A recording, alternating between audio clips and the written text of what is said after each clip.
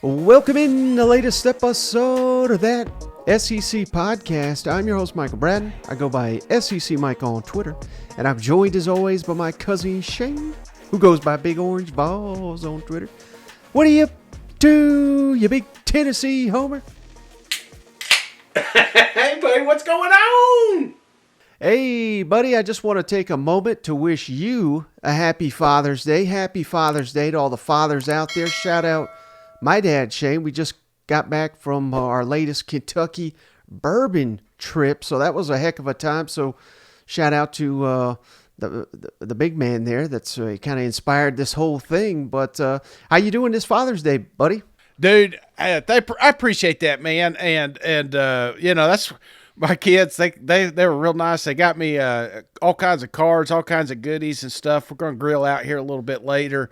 Yeah. So having a happy Father's Day. And I missed the picks, man. You were up there on the bourbon trail. So which ones did you hit?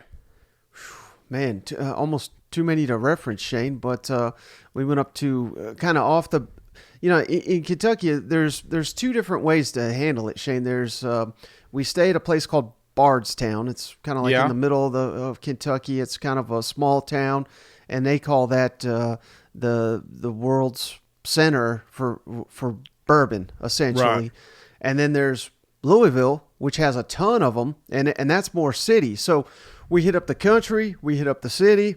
And Louisville was nice because there's about 8 to 12 of them right there in a 1.5, 2 mile radius. So we got to hit up all those. We hit up some of the country ones. Probably my favorite, Shane, was Bullet. I really like that one. Yeah. Jebda Creek was another good one. We went to Evan Williams. We went to Old Forester. We went to Buffalo Trace every day. So, I mean, we hit up quite a few, and I've already forgotten some of the ones we did. But, yeah, that's we awesome. certainly got a bunch of bourbon brought back with us. One thing I've never done, Mike, and I'd like to go up there and check that out. We were talking off air. I think that would be fun. Maybe get the crew together. Go, the Flying Hawaiian, he's not on right now. He turns his phone off on every Father's Day, and I don't blame him. He don't want to get that random dad message, you know. But no, it's been awesome, and I hope that everybody had a good time with their dads, their old man, and trust me, it means more to the father than it does the kids. So that's a little PSA for the day. Well, hey, we got another one, Shane. Before we get to our next fall camp preview, we're going to do the South Carolina Gamecocks on this edition of the show. But another announcement, Shane, special announcement. T-minus less than 30 days to SEC Media Days here in Nashville, and we've kind of been teasing it, Shane. We're going to officially announce this, and we'll be plugging it probably every show until then, but we are going to be getting together, Shane, Saturday, July 15th. The event starts 17th through the 20th, so 2 days prior in Nashville. Thankfully, it's in the city I live, so I know my surroundings better than we did last year in Atlanta. But for the audience, Shane, special announcement. Hey, if you want to come hang out with Cousin Shane and I, we are going to be at Bearded Iris Brewing. Yeah. It's a free event. Just come on down, talk some SEC football, and bring your koozie. Heck, well, I'll bring a koozie for anybody that shows up. And we're going to be there from 3 to 6, Shane. So you got 3 hours. Just sit back. Yeah. They'll have food there. And obviously a brewery. They're going to have plenty of brews there, Shane. So it's a great little venue. It's right near Top Golf there in Nashville. So just search Bearded Iris. And there's actually 2 locations. I probably should have came with the address. But it's right near Top Golf, Shane. It's the one that is downtown. It's where all the fun is down there. So the original Bearded Iris will be there again from 3 to 6 Saturday, July 15th. You want to come hang out, and just a special thank you to any fans that want to show up and get to have a beer and talk some SEC football with us. Yeah, I think this is cool. It's the first time we've ever done something like this, Mike. So I'm excited, and naturally we picked the brewery. So try to be closer to 3 than 6 because you don't know what you're going to get with Cousin Shay. No, I'm just kidding. I'm not that bad, but we're going to have some fun, man, and just cut loose, small talks. It's nothing formal at all. But what else is cool? It's Nashville, guys. You got a month. If you're looking for a fun weekend, there's not a better town that to do it in because after 6, you may want to go downtown Nashville. You may want to go play some Topgolf, maybe a fun weekend with the wife, whatever you want to do, brother. I just think it's going to be an awesome experience. And again, we'll have some more details a little bit closer to the date. But more importantly, we're just wanting to hang out. That's all this is. Yeah. Oh, and I got the address here, Shane. I should have had that ready. 101 Van Buren Street, Nashville, Tennessee. Again, it's near the rivers, next to Topgolf, so it's very easy to find. They got parking. It's a free place to enter, so we're not looking to charge anybody. We're not asking you to buy. Heck, if you don't drink, you don't have to drink. Just come by and sip on water if you want. We won't hold it against you. Just don't hold it against us if we have a couple too many. You know what? Exactly. Yeah, no filter shade coming in. So no, this is going to be awesome, and I look forward to seeing everybody there. Yeah, and speaking of that, Shane, the SEC has officially announced on Tuesday of Media Days they're doing a concert. It's with a band, Midland, and it's going to be on Broadway. This is July 18th, SEC kickoff. So we'll probably be down there as well on that Tuesday. So just another reason to come out. They're going to be blocking the streets off there on Broadway. Yeah. That's where the Media Days is. It's in a hotel, the Grand Hyatt, right there on Broadway. So the SEC is stepping up, but we're trying to do it a couple days early and make this a much bigger event, fan event, again, on Saturday, July 15th. So I'm very much looking forward to that and hoping we get a lot of people to show up. You know what? Mike, I pulled up Nashville's list, and of course that night Beyonce is going to be at the Nissan Stadium, so have a couple of beers with us and go watch some Beyonce, man.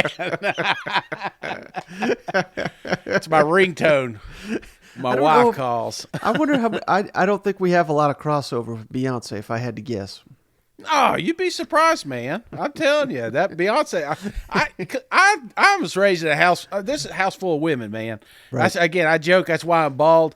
Trust me, I have heard plenty of Beyonce. I can bring you have me enough beers and we go downtown do some karaoke. You'd be surprised how many Beyonce songs I know. Hell, I may go to the concert now that I'm thinking about it. All right, Shay, let's get down to business. What we're here for, and that's the South Carolina Gamecocks. Shay. Yeah. Program on the rise. They're killing it in recruiting, and hell, no team was hotter at the end of the regular season than them South Carolina Gamecocks. Shay. So let's quick recap of last season. Went 8-5, 8-4 in the regular season though. Third in the SEC East. And really, Shane, if you want to talk about South Carolina last season, I think if you just boiled it down to one word, I think this is fair, Shane. Inconsistent. Yeah. I think that's the word you'd use for South Carolina. Now, that doesn't mean they were awful, because certainly, at third in the East, they exceeded expectations. They've done that twice now under Shane Beamer, but you think early in the season they lose to Arkansas, they lose to Georgia, and those were, fairly dominant losses, but then they turn right around. They beat Kentucky, beat A&M, then they turn around and they lose at home to Missouri, and then they get killed by an average Florida team, and you're thinking, man, what in the world are we running out of gas here? And then, buddy, they gave we Josh ain't got to Heupel, bring this part up, do we? I mean, they gave Josh Heupel his worst loss as a college coach. Shame for a Tennessee team that was eyeing the college football playoff. Would have made it had they beaten South Carolina. And then they turn right around, Shane, and arguably an even bigger win, winning at Clemson, snapping that streak, winning the state. Clemson had a 40-game home winning streak that was shattered into pieces by them Gamecocks. And, one other thing, we got to give them credit where credit's due, Shane. I think you can make the case that the Gamecocks had the best special teams in the entire country. So that's kind of where my thoughts on last season. You got anything else that kind of stands out to you if you think about the Gamecocks from last season? Well, speaking of Father's Day, it's always good when they beat Clemson, right? Who's your daddy? Mike, I think inconsistent is obviously that's obvious, but to me it felt like a tale of two halves. This South Carolina team at the end of the season was way different than South Carolina at the start of the season. And it was almost like, hey, now that things are moving along, if we just start all back over, who knows? South Carolina may have won 10 games, so 11 games. I think that Georgia still would have been a tough one. But South Carolina, tell two halves, Dr. Jekyll, Mr. Hyde, whatever you want to say, but how they finished with that momentum. And I don't want to knock the bowl game because the bowl game, we had some opt-outs, we had some noise, we had things going on. That doesn't count to me. The way they closed it out with Tennessee and Clemson made me think that this program was on the rise. Mm-hmm. Well, it all starts with the head man, Shane Beamer, of course. Yep. Let's break down his resume here. He's 15-11 in 2 seasons, but that doesn't really tell the full story considering what he took over and how far he has taken the Gamecocks. He's 7-9 as an SEC coach in conference play. 2-0 versus Vandy, 1-0 versus Auburn. Remember that great one. Yeah. 1-1 against Florida, Kentucky, Tennessee, and A&M. He's 0-1 against Arkansas, 0-2 against Georgia, and 0-2 against Missouri. But how about this, Shane? Considering, again, what he inherited, he is 2-3 against top 10 opponents. I mean, he's basically 500 or damn close to it against top 10 opponents. 3-8, a little bit rougher against top 25, but again, they've barely been a top 25 under him, so that's to be somewhat expected. He's 10-4 at home, 4-6 on the road, and 1-1 in neutral site games. But I don't think there's any way to slice it than to say he has been a massive, massive hire for South Carolina, and some fans hate him, but and not South Carolina fans certainly, but other fan bases, and I think that's the biggest indication that you got yourself a coach that is good when the rest of the SEC is throwing hate their way. You know what? I will say this. The thing that stood out to me, even the 3-8 versus top 25, this is a South Carolina team that was a penciled-in victory when you played a top 25 opponent. You know what I'm saying?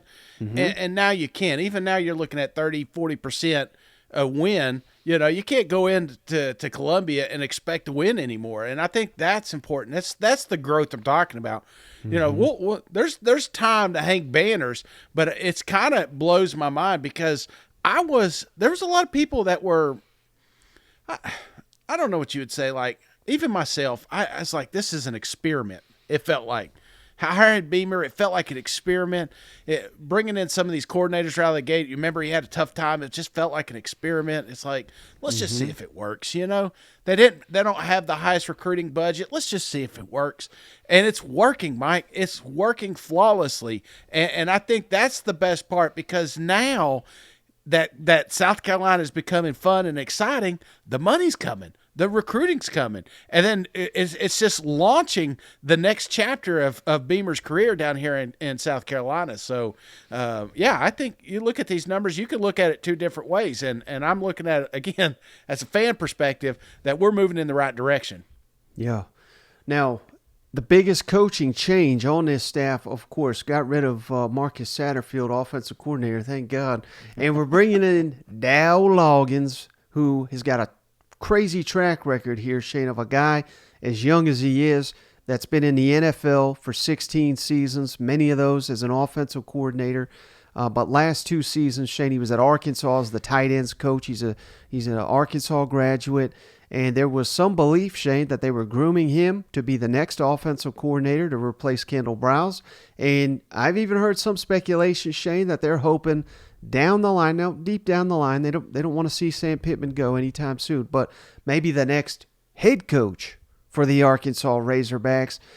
or at least down the line when he gets a little bit more experience. But that's who we're getting in Dow Loggins, Shane. He was New York Jets offensive coordinator for 2 seasons, Miami Dolphins offensive coordinator, Chicago Bears for 3 years, Tennessee Titans before that. So things didn't go great in the NFL, but you just look at those teams I mentioned, Shane. They ain't got a quarterback. At least they didn't when they had Dow Loggins. And the NFL's all about as good as your quarterback. Hell, Bill Belichick would tell you that. Patriots went in the damn gutter as soon as Tom Brady wasn't there. You know what? So, yeah. And I would also say, Shane, Dow Loggins was the best recruiter on Arkansas's staff last season, at least among the assistant coaches. And as soon as he left, their class took a big hit, and South Carolina's has kind of jumped up. So, you know, I not only are they getting a sharp mind here at offensive coordinator, but they're getting someone that is going to do the work as a recruiter, which is something that you must have at a place like South Carolina. They have proven they can recruit well, but you got to put in the work. And Dow Loggins is a guy that is more than willing to do that for Shane Beamer and company. Absolutely. Absolutely, man. Bonnie, anything to add? No. He's not the best color man in the league for nothing, folks. Now, the only other position change, Shane, Travian Robertson, the new defensive line coach, the former one, Jimmy Lindsey, jumped at LSU, but South Carolina fans were happy that they got to make this trade, Shane, because Robertson was a defensive line coach at Tulane last year, won 11 games. Before that, Shane, for 3 seasons at Georgia State. And that's a name every SEC fan should know because they come into this league and they play with these SEC teams thanks in large part to this defensive line, Shane. I mean, remember they upset Tennessee during that time, nearly knocked off Auburn. They played tough many SEC teams. And the best part, Shane, he's a Gamecock. He played for the Gamecocks, 2011 team captain. So anytime you can bring back a standout player to be an assistant coach, you know it's going to mean more to them. And that's kind of the vibe you get over this whole Shane Beamer program. These coaches care. They want the best for South Carolina, and that's a big reason why they think they've upgraded at defensive line coach. Yeah, I'm always a fan of legacy, you know, and Right. continuing that and getting to come back to your campus, man. I'm sure that's a highlight in itself. But again, it's all about recruiting, brother, and that's what they're building around them. So I think that's the main takeaway for me here. Mm-hmm. All right, Chase, so let's break down the returning production for the Gamecocks, starting with the offense. 63% of our offensive production is returning this fall for the Gamecocks. That's 9th in the SEC. But we are returning 100% of the passing yards, thanks in large part, of course, to Spencer Rattler, over 3,000 yards last season. Rushing, this is where we're looking for answers here, Shane. Only 32.1% of the rushing production is returning. Juju McDowell's our leading returner. He only had 219 yards on the ground last year. Receiving yards, only 50% returning. Juice Wells, All-American candidate, he had 928 yards. So our number one is back, maybe the best receiver in the entire SEC. But here's where I have a real question mark, Shane, for this Gamecock team, and that's on the offensive line. Because only 2 starters returned from last fall, and one of them, I think the best one, Jalen Nichols, the left tackle, he's the one that got hurt in the spring game, and there was a report out there that he's going to be lost for the season, although Shane Beamer is optimistic that maybe he can return. So I'm not ready to write him off, but Shane Beamer has made it clear he's not going to be available at least early in the season. So we're essentially bringing back 1 starter on the offensive line. Some of the guys we lost last year, Eric Douglas, Jawan Gwynn, and Dylan Wallum, all started 37 or more games for the Gamecocks. So just again, it doesn't mean that the offensive line is going to be terrible because we're in year 3. We've been developing some really good linemen. We'll get to the transfers. We added some pieces via transfer, but it's rough when in the SEC when you're essentially only bringing back 1 or 2 offensive linemen with a lot of starting experience. You know what? Yeah, no, I get that, Mike. But, you know, one of the most frustrating parts for me last year was this rushing attack, and a lot of that had to do with that offensive line. So, You know, maybe a clean slate's not a bad idea. Sometimes you see this in teams taking over. It's like you just need a new generation of kids coming through there, and then all of a sudden it's a cohesive unit that's finally getting that rushing production. So I'm not hitting the panic button because there was times last year they struggled with their offensive line. Yeah, that's a great point. All right, how about the defense, Shane? We're returning 48% of our defensive production from last fall. That's 12th in the SEC.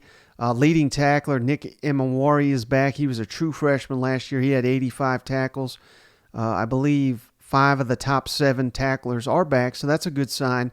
Sacks percentage, 47% are back, including the leading sack artist Tonka Hemingway, who had 4 last year, and 50% of the interceptions from last season are back, including Marcellus Dial, who led the team with 3. So we're kind of middle of the road when it comes to defensive returning production. But again, we'll get to these transfers in just a second. I know Shane can't wait to get to the transfers, but we got transfers. We got incoming freshmen that are going to make an impact. So, the defense, don't be fooled by these numbers. They got a ton of young talent that if the biggest thing for me with the defense is stopping the run. That's been an issue. If we can get that resolved, we may have a hell of a defense here. Yeah, well, and you talk about the returning production, what they are bringing back, which we'll get to here in a minute. They got some dudes on that side of the ball, so easy to build around that. Right. All right, Shannon, you're basically your favorite part. Let's talk transfers. And we always start with the outgoing guys real quick. And I basically just did this in order of importance, at least in my mind. And it starts for me, Shane, with Marshawn Lloyd. He was the leading rusher. Of course, he went to the wrong USC, Southern Cal. Now, I'm sure NIL played a part in that. Jordan Birch, the former 5-star lineman, he's now at Oregon. You know, there's been multiple reports he's dying to come back to South Carolina. So, whoops. Who knows? I mean, Wait till it's winter, buddy.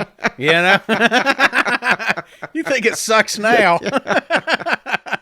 Tight end Jaheim Bell, he's now at Florida State. Gilbert Edmond, a defensive lineman, he also went to Florida State. Austin Stogner, who transferred from Oklahoma this time last year, he's back at Oklahoma. Guess he got homesick or something. R.J. Roderick, the defensive back to Liberty. Rashad Amos, the running back to Miami of Ohio. So not a huge loss, but it's more for depth purposes. And then Corey Rucker, the receiver, to Arkansas State. So you lost some big pieces here, in particular, 3 or 4 guys that really could have helped this year. Yeah. But aside from that, not all. I've showed you, pictures of like who A&M's losing, and I mean it's like 30 guys deep. Arkansas too. So not a high number of Gamecocks jump into the portal, which again I think it speaks to the culture and the program down there in Columbia. You know what? Yeah, and again, you know me and my love for Marshawn Lloyd. That's the one that got away, Mike. That's the one that I really thought, if the stars were aligned, they did have an awesome offensive line. I think we're looking back talking about how great Marshawn Lloyd is, and who knows? I wish him well, but that one hurt. And yes, there is some talent going into the portal. We're going to have that, but Mike, too, there was some. I don't know. It felt like you were talking about culture. It feels like the culture stayed. You know what I'm saying? Like sometimes there was some uneasiness in that locker room, and I think it affects some of these games. And I don't think we're going to have that leading into this season. No. All right, so let's get to the incoming transfer, Shane. We had some huge impact pieces here for the Gamecocks. And for me, Shane, it starts with tight end Trey Knox from Arkansas. Yeah. He got recruited to Arkansas, Shane, by Justin Stepp, who's, of course, the receivers coach now at South Carolina, so he has that rapport. He's going to slide right into our starting tight end in Columbia. And, of course, with Dow Loggins, given his tight end background, we're going to emphasize that position. And of course, that was his position coach last year at Arkansas, so they certainly know what they're getting in Trey Knox, who he was 3rd on the Razorbacks in receiving yards last year, Shane. Also had 5 touchdowns. Now, running back, Mario Anderson from Newberry. I never even have you heard of Newberry, Shane? It's a No, the old Berry. Yeah. No, I've not heard of Newberry. Where's that at? Is that a college? It's a Division II school, Shane, but he rushed for 3,300 yards in 2 years at Newberry. Jeez. And 35 touchdowns. So, given that we only have 2 scholarship running backs, Shane, and he's one of them, instant impact, I think, is an understatement for Mario Anderson, the running back. Well, it kind of reminds me, I just did a video on Rudy Johnson down in Auburn. Comes out community. I mean, he comes out Division II, has stellar numbers, and then plays Auburn one season, but racks up 1,500 yards. It's like one of those guys that just comes through. So maybe this is that dude. Yeah, he's another shooting star just coming through college football. Now we loaded up again at tight end, because our key tight end left via the transfer portal, of course. So they had Joshua Simon from Western Kentucky, Shane. During his time at Western Kentucky, 84 catches, 1,131 yards, 16 touchdowns. So very productive tight end. They also added Nick Elskis from Florida. He didn't play much. He got hurt his only year. Now he's with the Gamecocks. So we've added 3 very talented and 2 very productive tight ends to shore up that position. We added an offensive lineman from Yale. How about that, Shane? Nick Gargiulo. I'm sure I butchered that, but yeah. Oh, he was the team captain at Yale, Shane, last year. They only have one team captain. It was this guy. He said when he got into the portal, Shane, he said 75 schools reached out to him. So he's coming from Yale, obviously not a football powerhouse, but they see something in this 6'5", 290-pound monster, and he'll probably start for the Gamecocks. So there you go. That smart bastard did something right,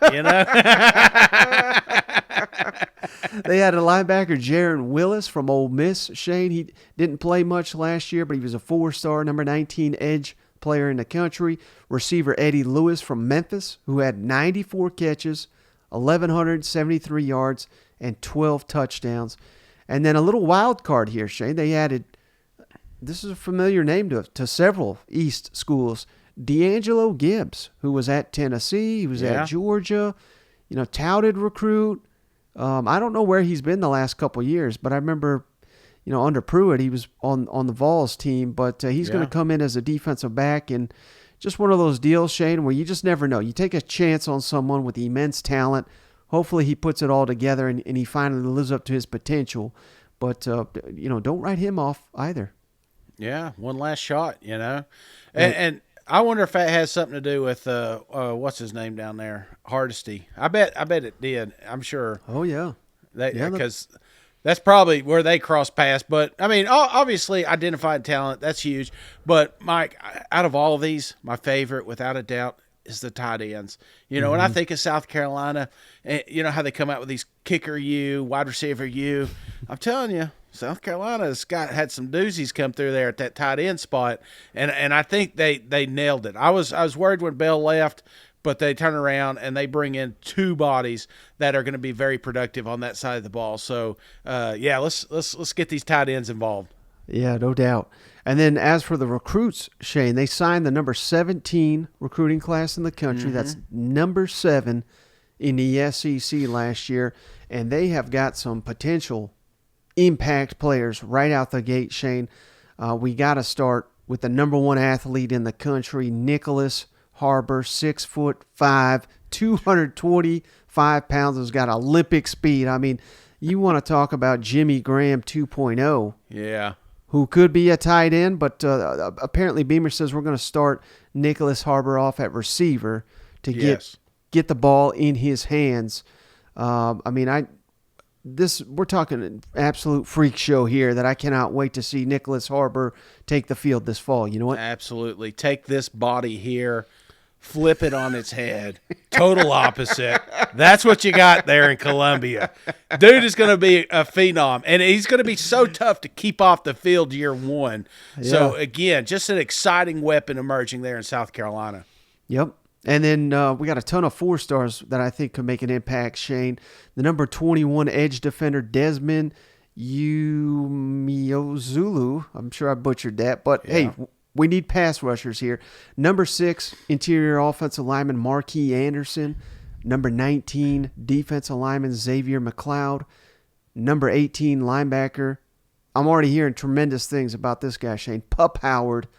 I think he's going to be a team leader, even as a true freshman. We've already seen the number 17 quarterback in the country, Lenoris Sellers. He was a star in the spring game. Looks like the future of the position in Columbia. And then the number 1 junior college defensive lineman, Elijah Davis. So, Yeah. again, I think a number of these guys come in at critical positions that can really help the Gamecocks this fall.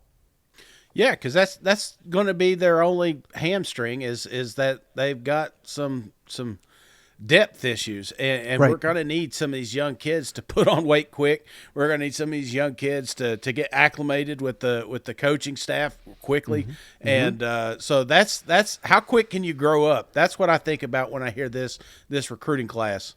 And Shane Beamer and company, Shane, in their brief time in Columbia, they have proven they can get guys in Yeah. year one and make them highly productive players. So, again, I think a number of these guys are going to play this fall, if not all of them. Yeah. So let's go down position by position group, Shane, and I'll rank, starting with the offense, the position groups. And this is one of the deeper rooms in all of college football, in my opinion, Shane, at the quarterback position. That's leading the way with Spencer Rattler, multiple years as a starting quarterback. Luke Doty, you got a capable backup. Yep. Colin Gutierrez, who we've seen briefly on the field, he was a 4-star. Tanner Bailey, also a 4-star. And then I just mentioned the true freshman, Lenoris Sellers. You know, when we go 4 deep at quarterback, I'm impressed. We go 5 deep at South Carolina right now. I love it, man. Even Luke sticking around, I think that just that shows you the kind of culture they created down there. Just Right. waiting his time, getting better, learning that playbook. I think South Carolina will be better in the long run there. But yeah, this is a tough room to beat. And I think a couple of these guys, Luke Doty you mentioned, and Lenore Sellers, the true freshman, I think we could see them come in and, you know, trick plays and, you know, I don't Yeah. want to call them receivers, but it's almost like you throw them at receiver for a play or two so that we can just do some double passes and things of that Yeah. nature. Well, they've done- We'll definitely see that. They've been doing that, so I don't expect anything different here. They did it with Bale, they did it with Joyner, you know. Yep. So expect the same here. With I would like to see those boys out there. Mm-hmm. Now, the second position, in my opinion, Shane, on the offensive side, receivers. And it's thanks in large part to bringing back Juice Wells, who's such a game breaker at the receiver position. I'm throwing DeCarrion Joyner in here. That may be cheating because we're going to reference him at another position here in just a second. Marion Brown, Xavier Leggett, Omega Brown, and the youngster Landon Sampson. Yeah. Throw those guys into the mix. That's a deep group. I mentioned the transfer Eddie Lewis from Memphis, and I'm also throwing in Nicholas Harbor, the true freshman. So you can see why the potential star power of this position group for the Gamecocks this fall. Yeah, it starts and ends with Juice with me. I just put a big orange walk with him getting that 70-yard touchdown against Clemson. You know, I mean, dude's an absolute freak. So I think when you got him on the roster, it's hard not to mention him higher on this list. Yep, and then we'll get to Shane's tight ends here. So we've already hit on these guys. Trey Knox, transfer from Arkansas. Joshua Simon, transfer from Western Kentucky. And Nick Elskis from Florida, transfer from Florida here.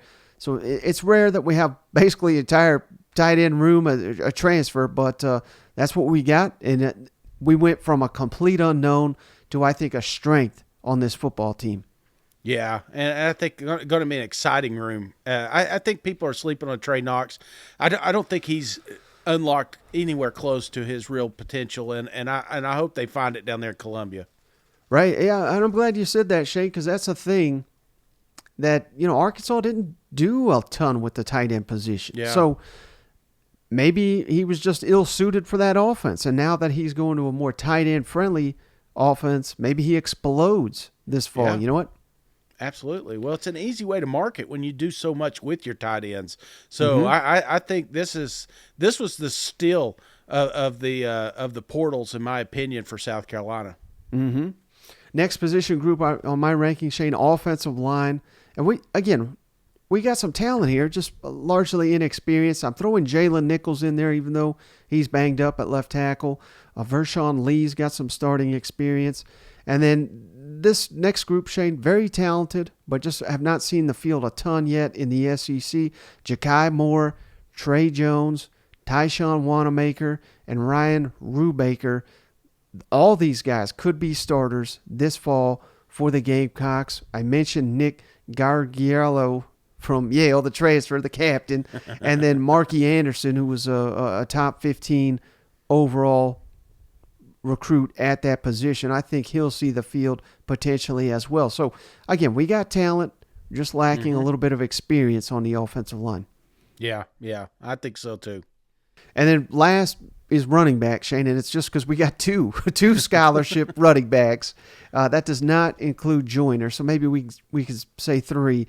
But we got Juju McDowell, DeCarrion Joyner, and then Mario Anderson, the Newberry transfer who just killed it up there. But we're going to need to see some depth emerge. Yeah. And thankfully, the running back position is one where you can find guys, Shane, that there's probably a guy or two, we don't even know who the heck he is, that'll come in and have some production for the Gamecocks this fall. Yeah, and I like what they got. I mean, Juju's one of my favorite players to watch. He's a human joystick, so I expect him to be a focal piece. Just maybe not an every down back, and hopefully that's what this kid. I don't know what we're going to call him, little muscle hamster too, junior. So maybe he'll be the one that could tout the rock 3 times. So, but I think he'll be very involved with this offense. Mm-hmm. All right, Shay, flipping over to the defensive side of the football, best position group, in my opinion, is the defensive backs. Had some star freshmen last year. We're bringing back Marcellus Dow, who's an excellent corner.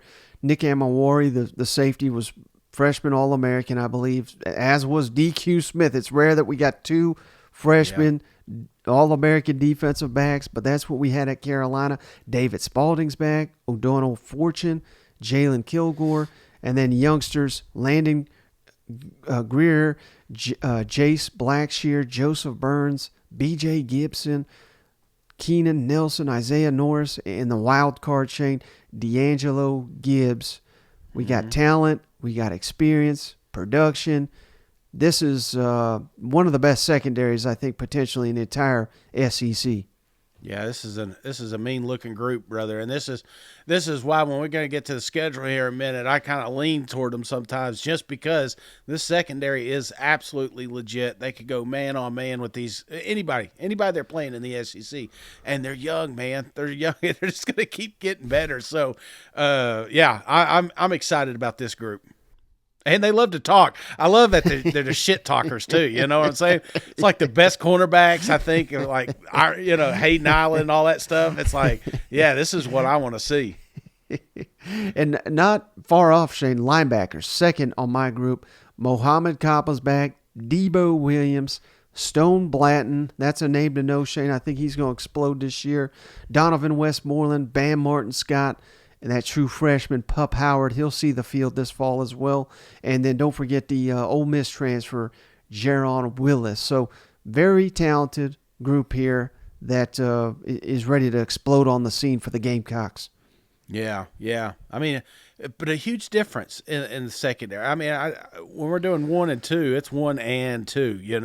Right. They're going to have some players emerge over there. They're going to have some dudes step up and take over because that's one department that lacked sometimes last year. Right.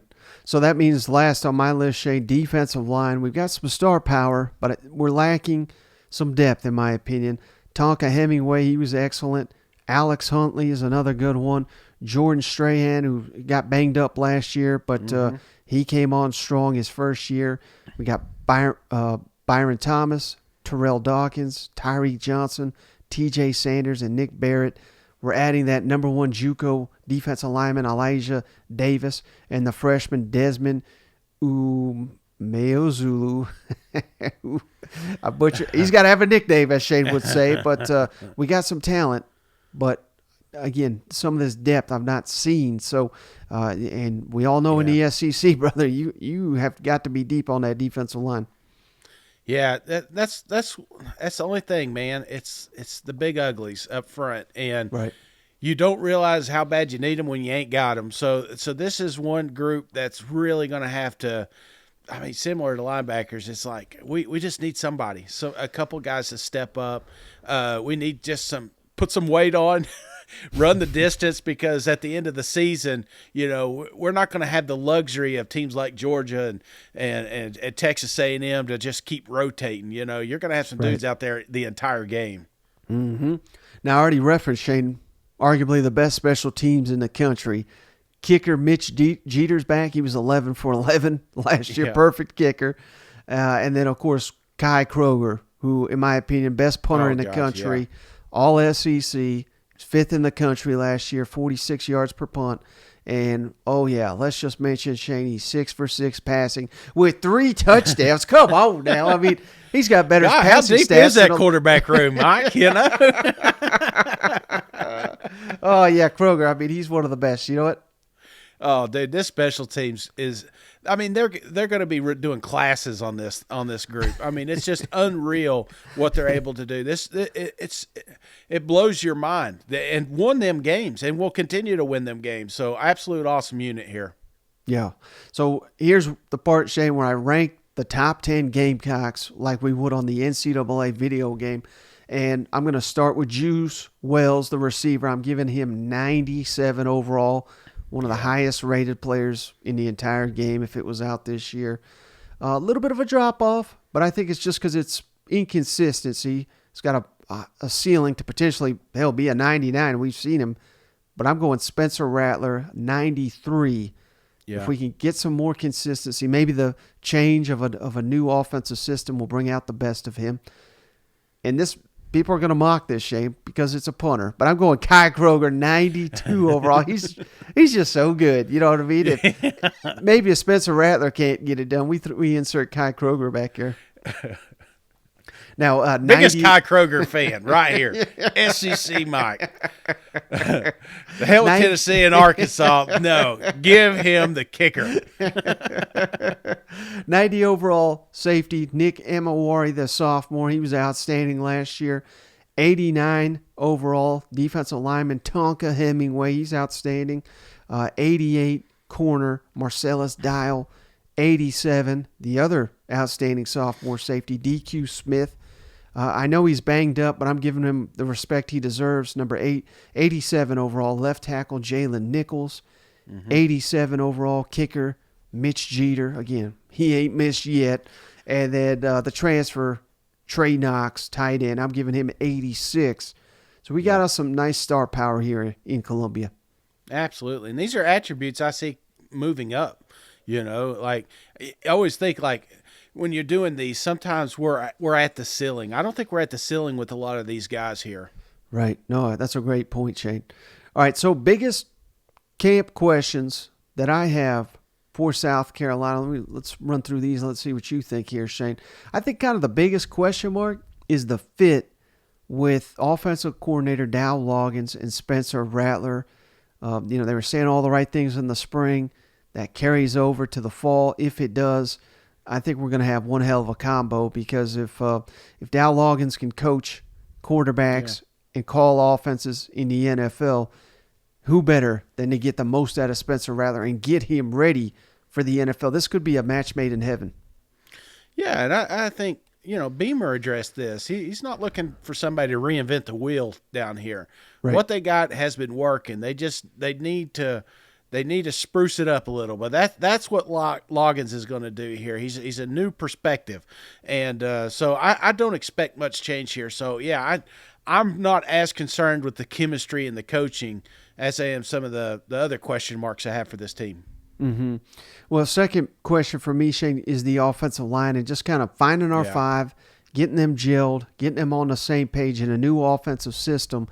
That could be an even bigger deal than the quarterback, because obviously if you can't protect, no one can succeed. So I think offensive line looms pretty large. That's my number one. That not just offense but defense, just the big uglies all together.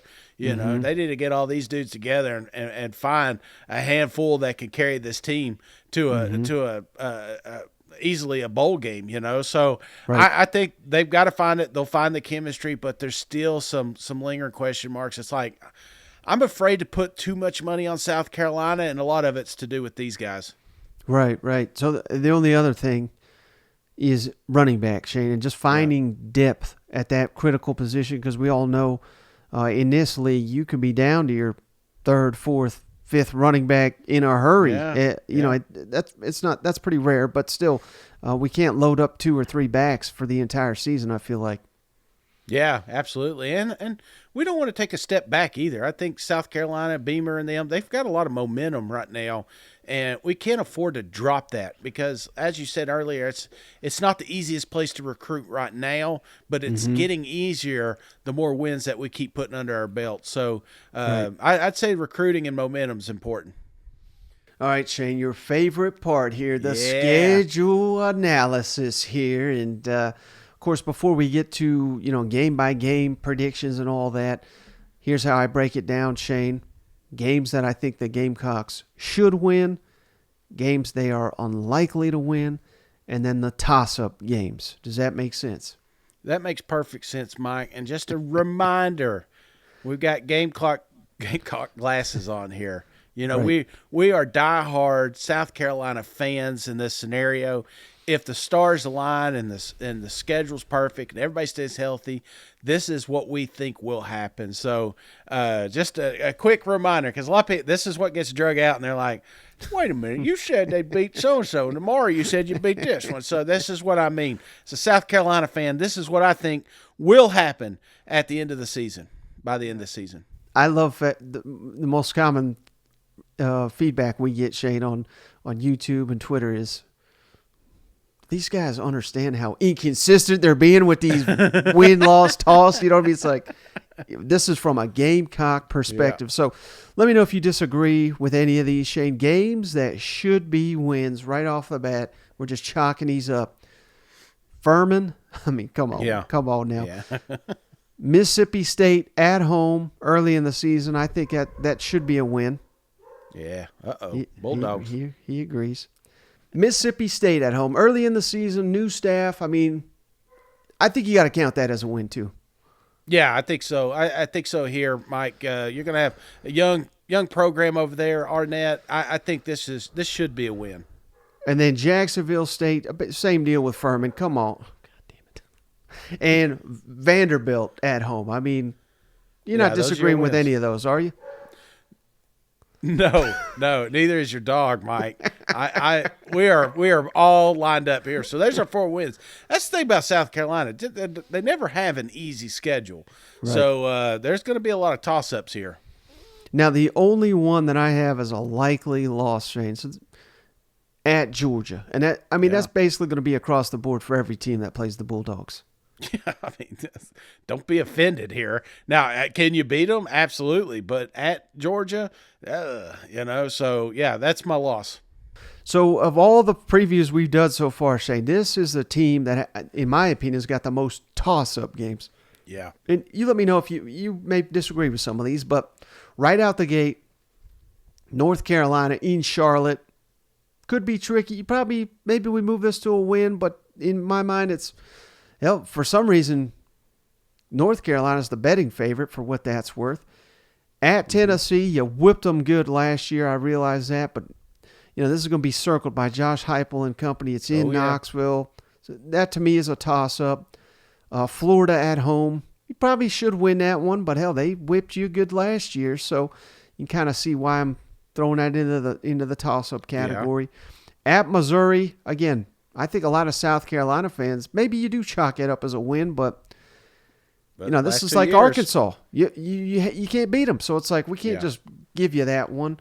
At A&M, I realize you beat them last year, but that was your first time you've actually beaten them as SEC opponent. Kentucky at home and Clemson at home. So, they over half the schedule I've got as a toss-up. Any of those that you would say should be a win or should be a loss? Any you disagree with me on there?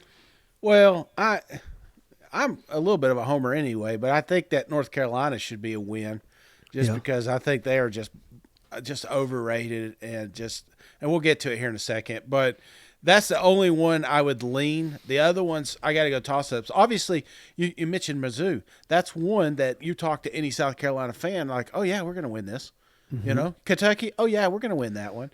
But you look at years past and you're like, well, we can't just quite pencil that in as a win because they kind of had your number a couple of times. So, that's the only two, maybe Florida, but yeah, I think you're still coin toss on all of these. Okay, so let's get down to the schedule, Shane, week by week, starting with them Tar Heels in Charlotte. I mean, I could see this going either way, but for the life of me, the only thing that makes me nervous, Shane, is the fact that, they hype up this quarterback for Carolina, but unfortunately for him, he's got to face South Carolina's secondary, so I don't know that they even have an advantage at that critical position, but I guess I'm just the thing that's got me hesitant is that point spread, and it almost makes me feel like maybe I'm missing something because do they know something I don't? Exactly, because I don't understand how South Carolina's not the favorite, but I will give this one to the Gamecocks. But how nervous are you about this game? Not at all. I think, like I said, I think this team is just blown way out of proportion here. They're just they're kicking off a Heisman race for a quarterback that may do well in the NFL, will not do well in college because North Carolina is just not built like South Carolina and the SEC. Rather, this is going to be a complete bloodbath. Played in Charlotte, played in Chicago, play it in fucking it doesn't matter. This is going to be a win for them Gamecocks, a big one. All right, we don't have to spend a lot of time on Furman. That's an easy 2-0, right? 2-0 out of the gate, feeling good. Now, I've already said at Georgia, Shane, I've been crazy enough to pick the Gamecocks too many times to beat Georgia, so I ain't doing it again. Now, could you stun the world? Could you pull off an upset? Certainly. I think after beating Tennessee, after beating Clemson, we cannot rule Shane Beamer and company out for any game as an automatic loss. But I just think I think it's very unlikely that you get a win here. So I'm going 2-1. 2-1, yeah. I mean, I would love to predict an upset here, and I still think Georgia finds a couple of games that are played tighter than usual and may lose one. To keep going undefeated, it's damn near impossible. Right. And but that has, even though it's not considered a rivalry, it's kind of made up to one. And Georgia's going to be ready. They'll be dialed in. It's a tough environment, so I got to go first loss of the year here, 2-1 South Carolina.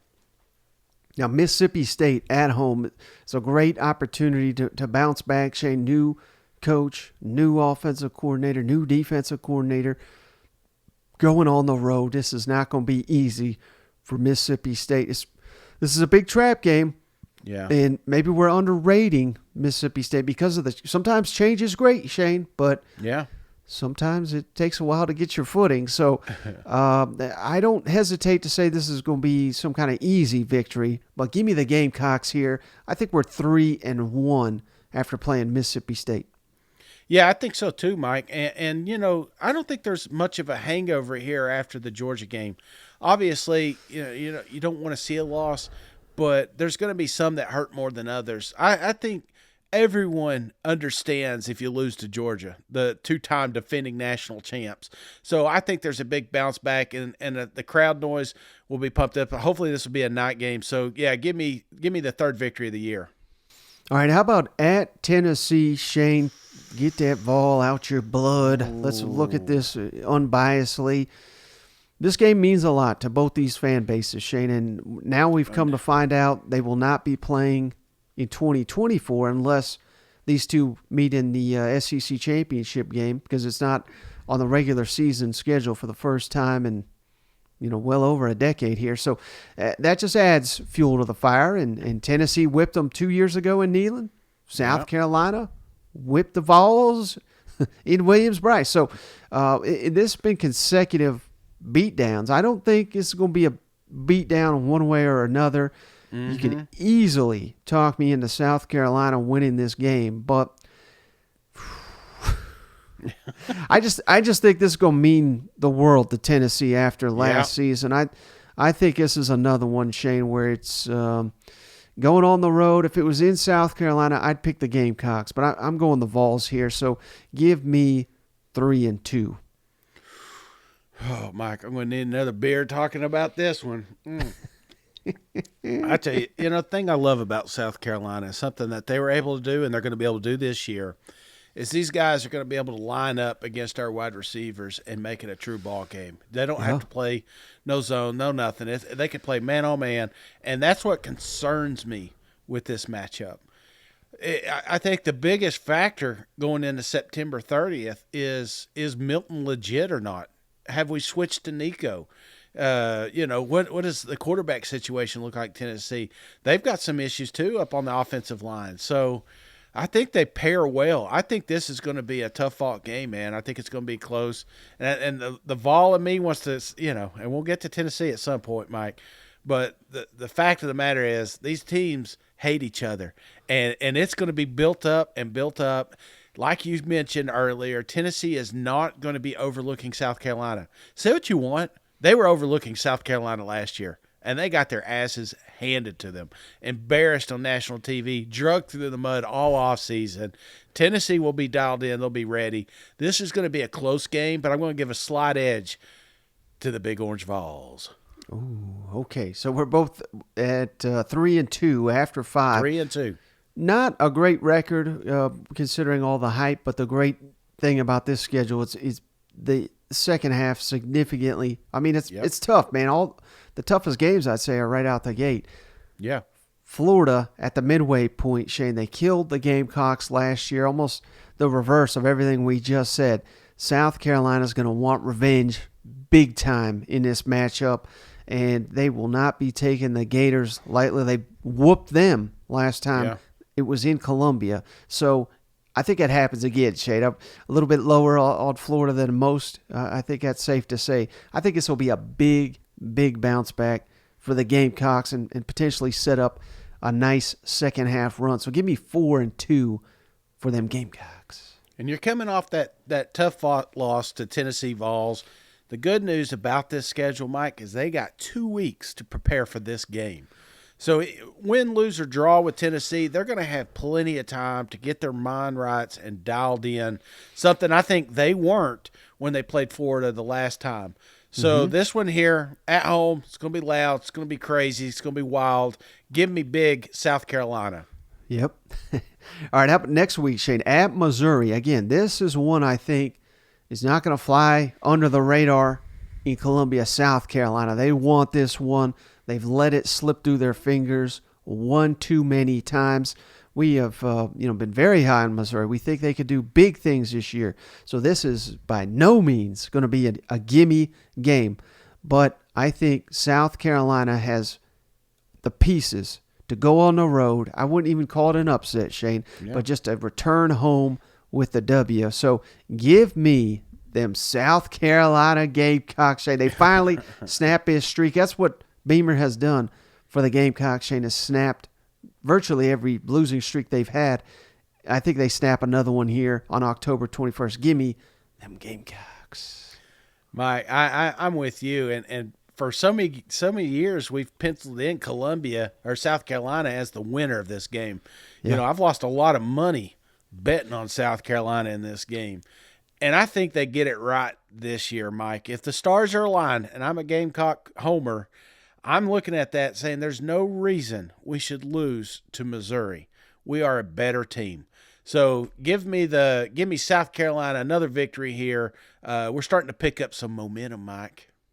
Yeah, but then we got a very difficult game the following week, Shane, at Texas A&M. And the thing that really worries me about this one, Shane, we've already touched on it. South Carolina, both the lines of scrimmage, you could argue, is two unknowns, potentially two issue spots, yet it's the complete opposite for Texas A&M. I mean, their defensive line is going to be nasty, we think. The offensive line, they've got some ways to go, but they're returning everybody. I just think this will be a little bit too much of a mismatch in the critical aspect of the line of scrimmage, Shane, give me Texas A&M on this one. Yeah, this one's tough, Mike, especially because we just did Texas A&M. I'm still feeling the hype there. It's a deep team. The problem I have with the Aggies is where they're really good at, South Carolina isn't. When I'm looking at that offensive defensive line, I really worry about how does the Gamecocks handle that. So, man, I'm trying to be a homer, but I'm also trying to be a little realistic here, Mike.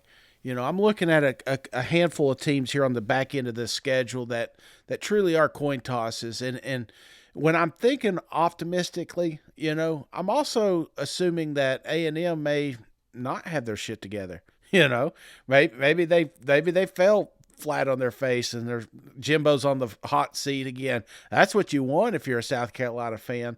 But the fact that it's at College Station, I'm going to have to give the nod to the Aggies as well, Mike. So going to get another loss here.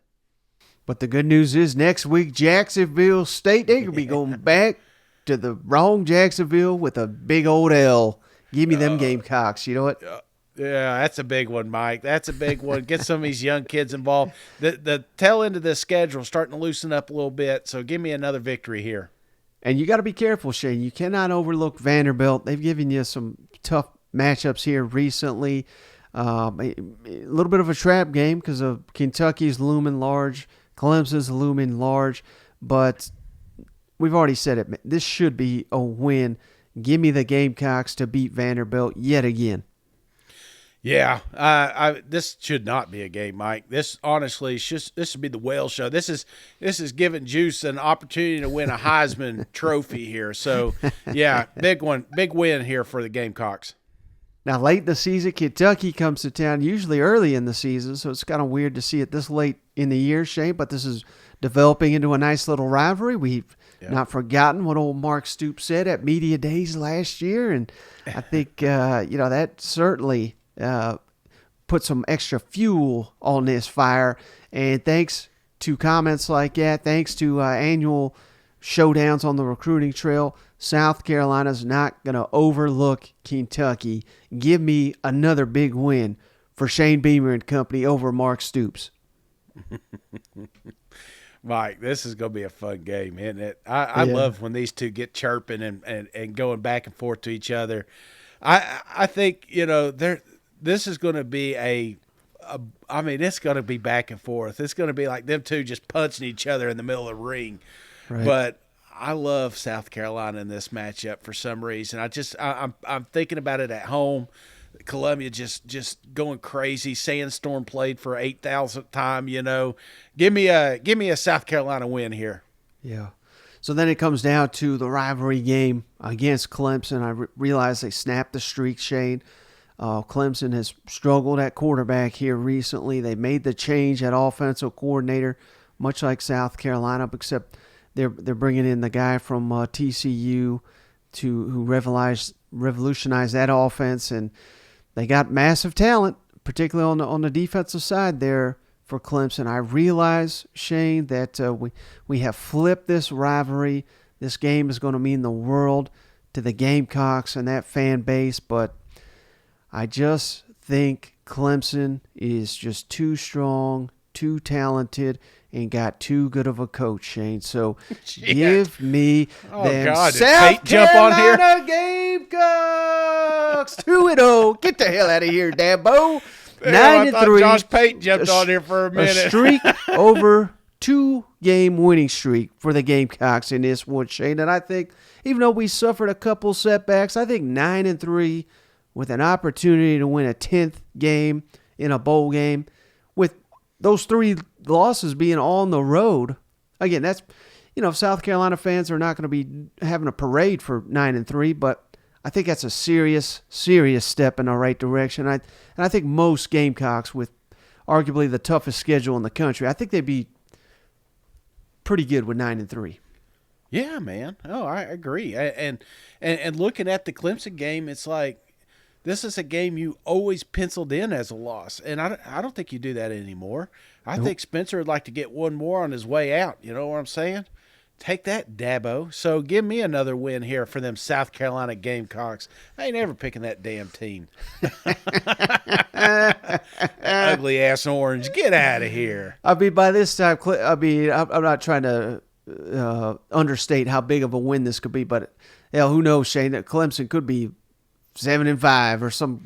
They're just getting hyped up again. You know what? They're on their way out, Mike. Clemson's on their way out. Seriously, they're shriveling up on the vine. They put it on that Alabama pedestal, and they're gonna you're not playing anybody, nobody, and I mean sure they're gonna get a couple players out there that end up going to the NFL and doing some things, but it's not SEC team, not SEC caliber. Mm-hmm. Well, let me ask you real quick, Shane.